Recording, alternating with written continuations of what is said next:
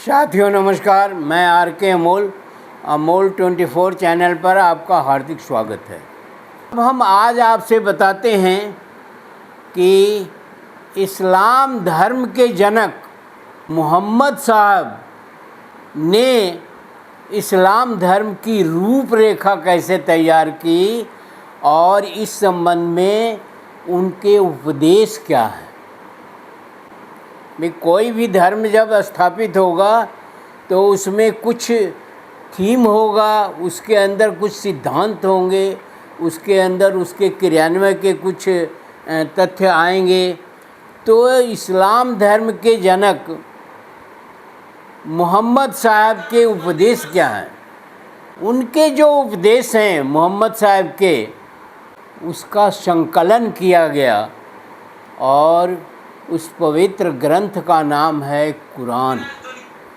कुरान में आयतें लिखा उन्होंने, जो आयतें बहुत ही अर्थपूर्ण हैं और वो आयतें जो हैं वहीं उनका उपदेश भी है। तो कुरान की आयतें आप सभी जानते हैं और मोहम्मद साहब के बारे में कुछ कहना ही नहीं है कि मोहम्मद साहब कौन थे। उनके बारे में थोड़ा सा हम बता चुके हैं, अब उनके उपदेशों के बारे में बताते हैं। अब कुरान मुस्लिम धर्म में वहीं हक रखता है, वहीं स्थित है जैसा हिंदू धर्म में गीता या ईसाई धर्म में बाइबिल का है। इसे धर्म ग्रंथ कहते हैं। यह एक खुदा में विश्वास करते हैं और वो मानते हैं कि इस सृष्टि को चलाने वाला एक ही आदमी होता है और वो न जन्म लेता है और न मरता है।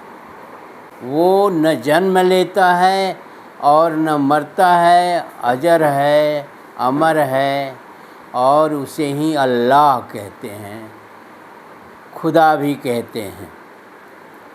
अल्लाह अरबी के अल्लाह शब्द से बना है और जिसका अर्थ होता है पाक या पवित्र।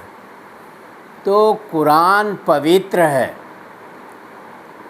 अल्लाह पवित्र है, अल्लाह पाक है और उसकी पूजा करनी चाहिए। इसी के बारे में कुरान में मोहम्मद साहब ने लिखा। मोहम्मद साहब मुस्लिम धर्म के संस्थापक कह लीजिए, धर्माधिकारी कह लीजिए, उसकी नींव कह लीजिए और क्या क्या उन्होंने बताया है ये भी जान लीजिए। मोहम्मद साहब के सच्चे धर्म से का मतलब था, उसके टर्म्स या टर्मिनोलॉजी या परिभाषा समझ लीजिए। उसमें आता है अल्लाह, क़यामत, फरिश्ते, कुरान तथा पैगंबर में विश्वास करना और संपत्ति को दीन दुखियों के लिए खैरात कर देना। अल्लाह शब्द का अर्थ हम बता चुके हैं।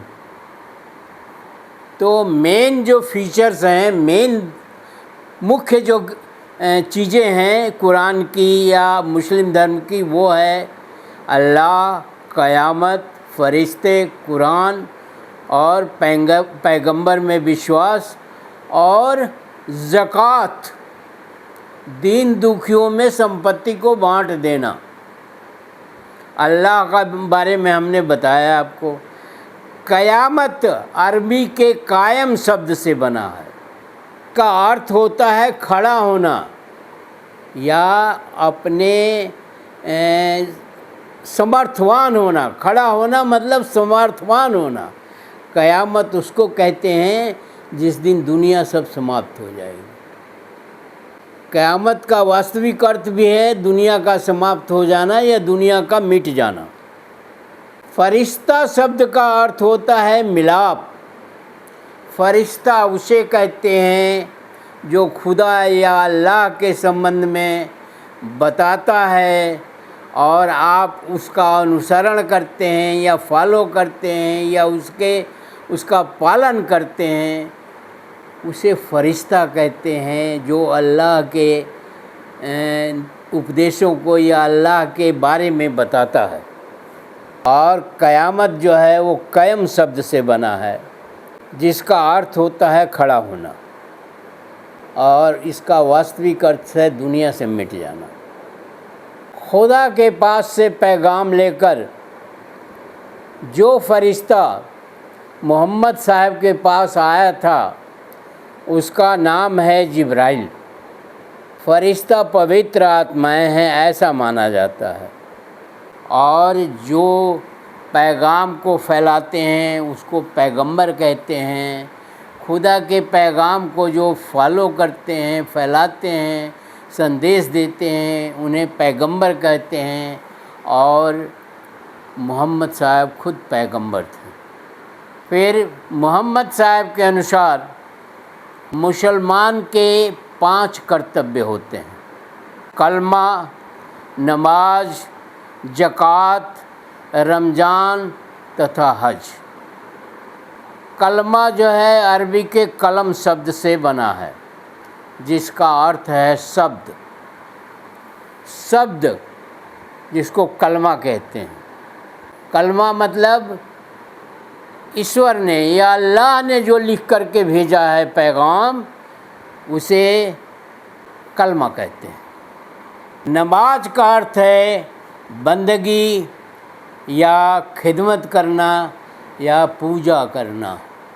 पूजा करने से बुरी इच्छाएं नष्ट हो जाती हैं, ऐसा मानना है। आज रोज़ाना 5 बार पढ़नी चाहिए, ताकि जो दिमाग में गंदगी या बुरी इच्छाएं या बुरी चीज़ें आएँ वो समाप्त होती रहें। और इसमें एक ये भी प्राविधान किया गया कि शुक्रवार के दिन, जिसे जुम्मा भी कहते हैं, उस दिन सामूहिक नमाज अदा किया जाए। जो जगह बनाई गई वो मस्जिद कहते हैं। मस्जिद में सामूहिक नमाज अदा करने की जगह है, और घर में अपने या चाहे जहाँ भी हो आप वो नमाज अदा करते हैं, तो उसे भी नमाज ही कहते हैं। और जुम्मा के दिन सामूहिक नमाज पढ़ते हैं। और ज़कात का अर्थ होता है दान देना या भीख देना। प्रत्येक मुसलमान को ऐसा बताया गया, या मुस्लिम धर्म के मानने वाले को आय का 40वां हिस्सा ज़कात में खर्च करना चाहिए। सब कुछ कुरान में लिख दिया। मोहम्मद साहब ने जो खुदा का पैगाम है। रमज़ान चाँद का 9वां महीना होता है। रमज़ान अरबी के रमज शब्द से बना है, जिसका अर्थ होता है शरीर के किसी अंग को जलाना, कुव्वत पैदा करना, शक्ति पैदा करना, हिम्मत पैदा करना। जलाने से अर्थ ये है। रोज़ा का अर्थ होता है दिन में कुछ न खाना, कुछ न पीना। हज का शाब्दिक अर्थ होता है इरादा, परंतु इसका व्यवहारिक अर्थ है कि मक्का में जा कर के बंदगी करना, नमाज अदा करना, पूजा करना। और उसको इसलिए पवित्र मानते हैं कि मोहम्मद साहब ने मक्का से ही इस धर्म की शुरुआत करी थी। और ऐसा भी संदेश है कि ज़िंदगी में एक बार ज़रूर मक्का जाना चाहिए, जिसको हज भी कहते हैं। तो जो हज करके आता है उसको एक उपाधि दिया जाता है धर्म की तरफ से, उसे हाजी बोलते हैं। और कुछ उसके साथ रीति रिवाज भी निभाई जाती है, और वो नाम के आगे अपना नाम के पहले जो है हाजी लगाता है। इससे मालूम हो जाता है कि ये मक्का जा कर के आए हैं और ये हज करके आए हैं, वहीं हाजी हो गए। हाजी एक धार्मिक उपाधि है। एक पवित्र जगह में गए आप तो उसे धार्मिक उपाधि दिया जाता है हाजी। और आपको ये भी बताएं कि खुदा का भी अर्थ है खुदा।